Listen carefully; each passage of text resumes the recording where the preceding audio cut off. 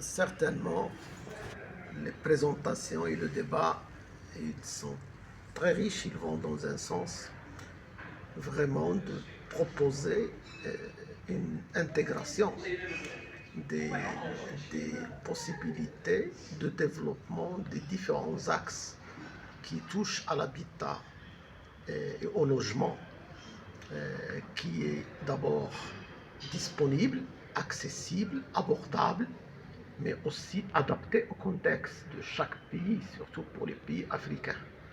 Et là, vraiment, il faut absolument innover, accepter que ce soit l'innovation dans tous les domaines, l'innovation sociale, mais aussi l'innovation technique, l'innovation de l'urbanisme, de planification d'aménagement. Et là, on a tellement de possibilités qui doivent garantir et répondre aux besoins de la population et aux besoins des territoires. Et l'une des premières difficultés, c'est toujours le foncier. Et généralement, dans nos grandes villes, je donnerai l'exemple du Maroc, c'est juste avec l'urbanisation qui a atteint presque 65% et qui va atteindre 70%, on n'occupe que 3% de l'espace.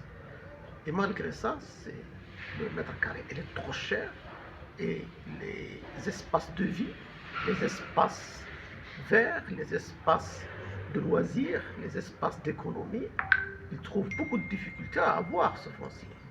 Et ça, c'est des défis qui sont liés à à avoir une vision globale, une planification générale et non pas par secteur. Première possibilité de régler ces problèmes, c'est d'abord vraiment de ne pas voir l'aménagement d'une ville ou d'un espace urbain de manière isolée par rapport à tous les espaces autour. Tous les villages, toutes les villes, ils doivent être connectés. Et cette connexion, ça permet d'abord, lorsqu'on a une mobilité forte entre les grandes villes, les métropoles, avec les villages et les petites villes autour, il doit y avoir rapidement et un investissement fort de connectivité par des RER, comme ça commence maintenant à Casa et Rabat, des RER qui permettent, comme ce qu'on voit dans d'autres pays, surtout en Allemagne, toutes les villes, par exemple à Bonn, vous pouvez habiter dans les villes autour, 20 à 40 minutes, vous êtes au centre de Bonn. Donc vous n'avez pas besoin d'habiter à Bonn. Et tous les 15 minutes, il y a un nouveau moyen de transport. Donc vous n'allez pas tarder et c'est un excellent moyen de transport, facile, accessible. Ça poussera d'abord les gens à habiter dans les villages et les villes autour. Pourquoi? Parce que là-bas, il y a plus de fonciers. Et donc là-bas, on peut se permettre un aménagement qui respecte les nouveaux référentiels des villes et des territoires durables. Et dans les territoires durables, les nouvelles normes sont excellentes. Habiter dans une résidence, en sortant de la résidence, vous n'avez pas à chercher 15 mètres carrés par habitant comme c'était par l'OMS auparavant. Mais vous allez chercher 2 hectares tous les 300 mètres. Et là où vous habitez, vous devrez trouver cet espace. Et vous trouverez 20 hectares à 2 kilomètres. Et pourquoi cette norme elle est plus adéquate? Parce que maintenant, on privilégie les constructions, la densification, et donc les constructions en hauteur. Et plus on construit des habitats en hauteur, ça veut dire que les espaces sont minimalistes. 40 mètres carrés, 50 mètres carrés par appartement, jusqu'à 100 mètres carrés. Donc les gens, ils ont besoin, pour leur santé d'abord, et les enfants et les femmes d'abord, de respirer. Donc, ils doivent avoir, c'est un droit d'avoir un espace vert. Justement, dans cette optique, le dernier parallèle parle énormément de habitat durable. Oui. En mots simples pour le profane, il s'agit de quoi? Et que faire lorsqu'on sait que majoritairement dans une partie de l'Afrique, les gens sont sous emploi et ne disposent pas de suffisamment de moyens?